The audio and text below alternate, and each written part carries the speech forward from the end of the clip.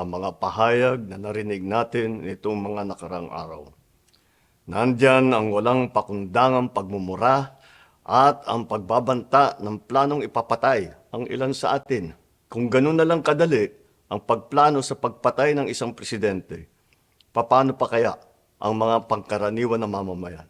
Yang ganyang kriminal na pagtatangka ay hindi dapat pinapalampas. Yan ay aking papalagan.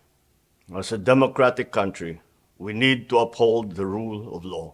Ako, bilang pinuno ng Executive Department at lahat ng mga nanunungkulan sa pamahalaan ay may sinumpaang tungkulin na tutup din at pangangalagaan ang konstitusyon at ang ating mga batas. Kaya hindi tama ang pagpigil sa mga halal ng bayan sa paghahanap ng katotohanan. Hindi na sanang hahantong sa ganitong drama kung sasagutin lamang ang mga lehitimong katanungan sa Senado at sa House of Representatives. Ang katotohanan ay hindi dapat itokhang. Tapos na sana ang usapang ito kung tutuparin lamang ang sinumpaang panata na bilang lingkod bayan ay magsabi ng totoo at hindi hahadlangan. Imbis na diretsahang sagot, nililihis pa sa kwentong chicheria.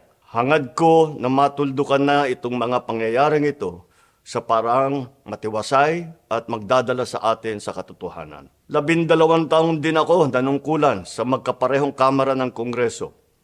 Batid ko ang kapangyarihan iginawad sa kanila ng taong bayan at ng ating konstitusyon. Dahil dito, iginagalang ko ang kanilang gawain bilang isang independenteng sangay ng ating republika. Kahit ang buong executive branch, lahat ng mga ahensya ay hindi nakakaligtas at parating sumasailalim sa kanilang masusing pagsusuri. Bilang isang bansa, marami tayong mga paghamon na dapat harapin at mga suliraning dapat bigyan ng lunas. Sa kabila ng mga pambabatikos, nakatuon ang aking pansin sa pamamahala. Ngunit, hindi natin ikokompromiso ang rule of law. Kailangan manaig ang batas sa anumang sitwasyon, sino man ang tamaan. Kaya hindi ko hahayaan magtagumpay ang hangarin ng iba na hatakin ang buong bansa sa burak ng politika. Igalang natin ang proseso. Tuparin natin ang batas. Alalahanin natin ang mandato na pinagkatiwala sa atin ng milyon-milyon na Pilipino. Magtrabaho po tayo sa ikauunlad ng Republika ng Pilipinas at para matamo ang bagong Pilipinas.